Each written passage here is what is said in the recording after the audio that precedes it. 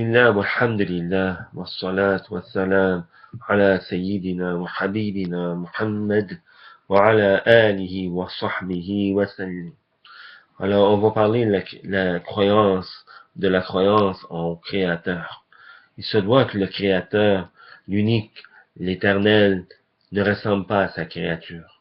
Car s'il était semblable à sa créature d'une façon ou d'une autre, alors il y aura les imperfections auxquelles nous, les créatures, nous avons. C'est-à-dire notre existence, elle est composée d'un début.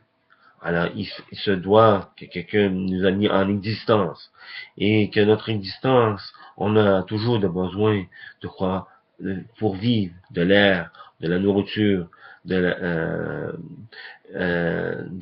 de quoi survivre. Et notre existence, aussi, on devient malade. Ça fait partie de notre existence. Et on meurt.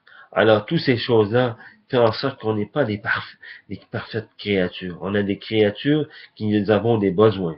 Alors que le Créateur, lui, ne ressemble pas à sa créature. Il n'a pas besoin de sa créature en aucune façon et en aucun instant. Alors, nous seuls, nous avons besoin de Dieu, mais Dieu le Créateur n'a pas besoin d'aucune chose. Il n'a pas besoin des anges. Alors, les anges, ils sont pas des assistants de Dieu. Alors, Dieu n'a pas besoin des anges. Et Dieu n'a pas besoin de aucune chose de qu'est-ce qu'il a créé. Tout autre que Dieu a un début en son existence. Alors que Dieu, le Créateur, il existe avant toute chose sans ces choses-là.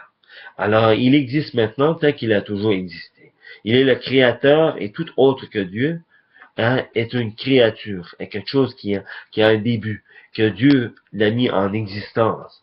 Alors, il se doit qu'il y ait quelque chose qui l'a mis en existence, la créature. Et celui qui l'a mis en existence, c'est Dieu, l'unique, l'éternel, celui qui ne ressemble pas à sa créature. Il ne ressemble pas du tout à aucune chose que quelqu'un puisse imaginer en soi-même.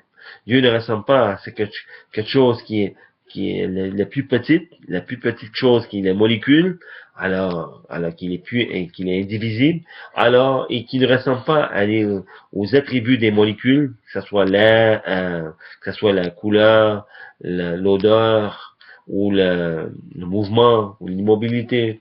Alors, tout ça, Dieu, il ne ressemble pas à ses créatures en aucune façon. Alors que Dieu fasse qu'on meurt des bons croyants et qu'on croit au message de tous les prophètes, à partir de Adam et jusqu'au dernier prophète, qui est le prophète Muhammad, qui est venu après Jésus alayhi salam.